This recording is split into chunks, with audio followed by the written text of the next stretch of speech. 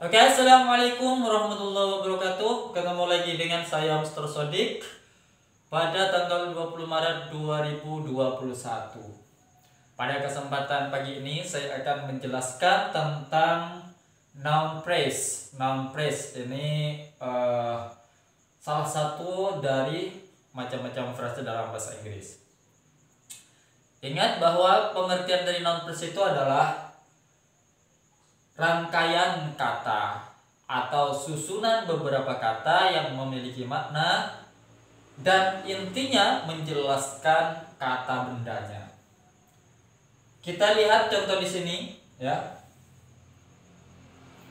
Long words. Ada long, ada words.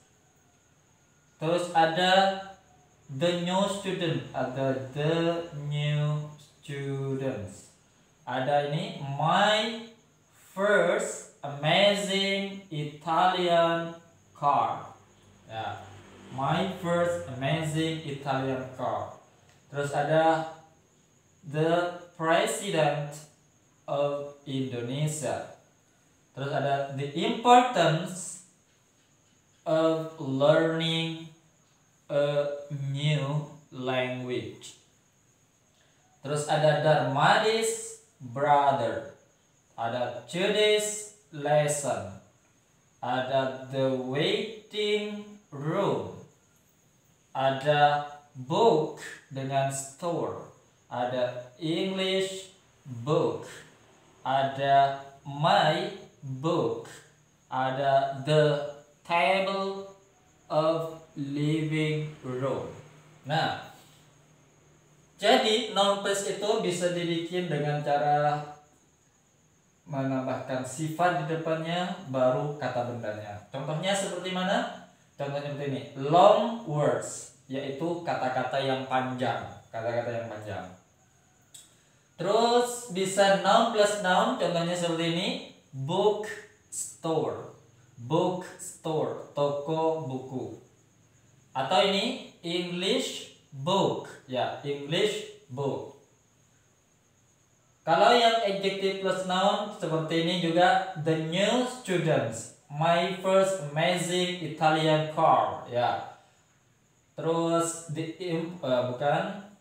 Darmadi's brother, today's lesson. Nah, ini ya, nih. Kalau yang the bla bla bla of bla bla bla, contohnya seperti ini. The president of Indonesia, presiden Indonesia, atau the importance of learning new language. Nah, di sini the importance of apa? Jadi setelah of, kalau di situ ketemu dengan kata kerja, maka kata kerjanya dijadikan gerund, ya, of learning, ya, the importance of learning, the benefit of waking up early. Nah, itu ya, the importance, pentingnya belajar sebuah bahasa baru. Terus contoh yang lain seperti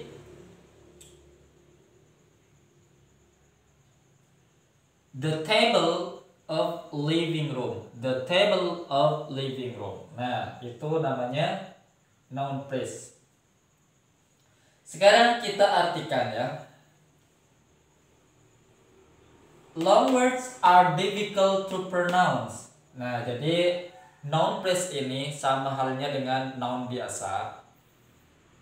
Bisa menjadi subjek di sebuah kalimat, bisa menjadi objek, dan bisa menjadi pelengkap. Long words are difficult to pronounce. Kata-kata panjang sulit untuk dilafalkan. The new students will go to Bali next week. Nah, ini. Jadi long words, terus the new students, ini noun phrase-nya. Siswa-siswa baru akan pergi ke Bali minggu depan. My first amazing Italian car. Mobilku yang berasal dari Italia menarik. Mobil pertamaku yang berasal dari Italia dan menarik itu terjual, ya. Bisa nih ya. The President of Indonesia has visited this place. Presiden Indonesia telah mengunjungi tempat ini. Ya, the President of Indonesia. The importance of learning a new language must be explained now.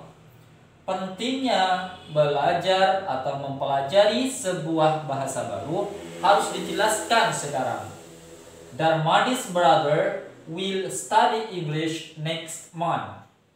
Saudara laki-lakinya Darmadi akan belajar bahasa Inggris bulan depan. Today's lesson is about noun phrase. Pelajaran hari ini adalah tentang noun phrase. The waiting room is very clean. Ruang tunggu itu sangat bersih. I will go to bookstore tonight. Saya akan pergi ke toko buku nanti malam. I have English book. Saya mempunyai buku bahasa Inggris. You must put my book. Kamu harus menaruh bukuku on the table of living room. Di ruang tamu. Oke, itu ya. On the table of living room, di meja ruang tamu. Nah, sekarang di sini ada catatan. Kita fokus ke sini sekarang. Jadi, the waiting room yang tadi, the waiting room itu dari the waiting room itu maksudnya the room that is used for waiting. Ruangan yang digunakan untuk menunggu. Sehingga bisa disebut dengan waiting room. Ya. Kalau yang swimming pool berarti the pool that is used for swimming. Kolam yang digunakan untuk berenang. Berarti kolam renang. The area that is used for smoking jadinya smoking area. Oke, ini ya. Tinggal dibalik aja, ya. Contoh lagi apa? Seperti living room tadi ya. Berarti the room that is used for living. Terus apa? Fitting room, ruang ganti itu fitting room. Berarti the room that is used for fitting. Apalagi yang ada in-nya. Parking area berarti the area that is used for parking. Berarti kawasan atau area yang digunakan untuk memarkir, untuk parkir. Sama halnya dengan yang ini, kata sifat ini. Yang tadi sifat ketemu dengan kata benda. Kalau yang tadi ini gerund ketemunya dengan apa? Ketemunya dengan benda. Ini bendanya. Makanya nanti ini ada di akhir. The waiting room, the swimming pool, the smoking area. Nah, itu. Jadi kalau ada for, nanti ada preposition ketemu dengan kata kerja, maka kata kerjanya harus berupa gerund, kecuali yang to. Kalau to nanti bisa tergantung dari ininya. Kalau to-nya sebagai to infinitive, berarti di situ verb 1, tapi kalau to-nya sebagai preposition maka juga gerund. Sekarang kalau yang sifat ketemunya dengan benda. Contoh, the boy that is handsome jadinya the handsome boy. Ya, the handsome boy. Kata bendanya nanti ada di belakang. Handsome boy.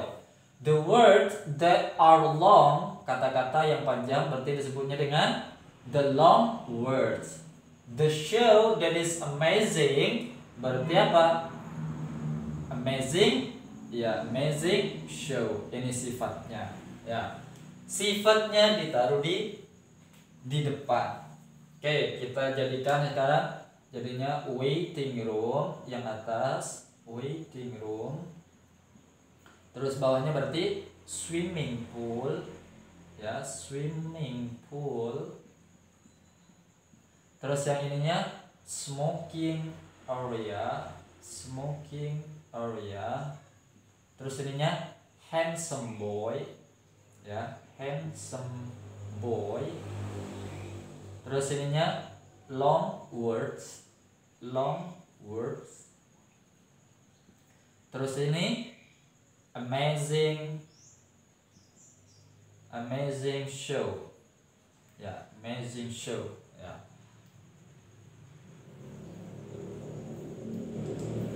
Kalau yang atas noun, ya, noun plus noun, adjective plus noun, adjective plus noun. Mungkin ada yang nanya, kok bisa ini sama-sama ing, kok ada yang sifat, ada yang kata kerja. Oh, nanti akan ada pembahasan tentang.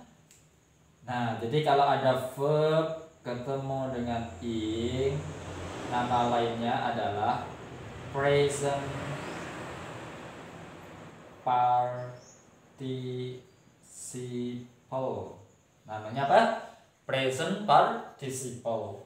Kalau verb 3 atau verb ed, ya, verb 3 khususnya, ini disebut juga dengan past participle. Nah, bedanya apa? Nanti akan dibahas lebih detail. Kalau yang verb ing, yaitu present participle, ini fungsinya cuma sebagai kata kerja, kata sifat, dan adverb. Tapi kalau yang verb ing ini, yang di atas ini fungsinya sebagai kata benda. Makanya disebut dengan noun plus noun, noun plus noun, noun plus noun. Kalau ini adjective plus noun. Contoh lain yang selain amazing nanti banyak, seperti annoying, boring, tiring, ya. Terus interesting show, banyak di situ ya. Jadi semakin menarik nanti pembahasan kita. Intinya teman-teman sudah bisa bikin noun phrase dari kata sifat plus kata benda, noun plus noun seperti ini ya, bookstore, atau ada the dulu baru titik di sini of bla bla bla bla ya. Baru di situ kalian bisa bikin kalimatnya. Jadi di sini sebagai subjeknya ya, sebagai subjek di sini nih, sebagai subjek. Nah, ini sebagai subjek. Nah, kalau udah tahu bikin kalimat seperti ini, di sini kan semuanya menjadi subjek ya, menjadi subjek kecuali yang ini nih ya. Ada juga yang sebagai objek ya, object of preposition bisa, ini sebagai objek dari kata kerjanya. Artinya posisi dari noun itu, posisi dari noun bisa sebagai subjek, bisa sebagai objek, mau itu object of verb atau object of preposition, dan juga bisa menjadi complement. Complement itu apa? Pelengkap. Seperti this is English book. This is English book. Tambah an boleh ya. This is an English book. Lebih tepatnya tambah an, tambah artikel. Terus contoh lagi, it is a bookstore. Ya, it is a bookstore. Nah, ini yang sebagai pelengkap. Sebagai objek udah ada ya contohnya, seperti I will visit bookstore. Nah, itu I will visit the bookstore. Kalau yang sebagai subjek, the bookstore is near my house. Nah, itu. Kalau yang setelah preposition, I will meet you in bookstore. Nah, seperti itu. Jadi intinya nanti kalau udah paham noun yang asli, bukan yang frase, bukan yang kalimat, maka paham juga ininya. Cuma berubah nama aja. Kalau frase berarti rangkaian kata, kalau clause berarti berupa kalimat nanti ininya. Jadi pahami dulu yang frase ini. Karena untuk noun plus ini banyak banget muncul dalam soal TOEFL. Beberapa kalimat pasti di situ ada noun phrase-nya, sehingga hati-hati dengan object of preposition juga nanti, karena objek dari preposition itu berupa noun phrase seperti ini, on. Nah, the table of living room tambah on the table of living room. Sehingga nanti kalau udah paham noun phrase ini, insya Allah teman-teman juga akan paham tentang object of preposition. Oke, sekian dulu untuk pertemuan pagi ini, semoga bermanfaat.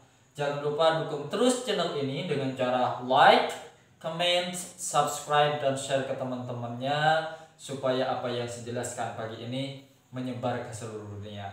Oke, thank you so much and see you.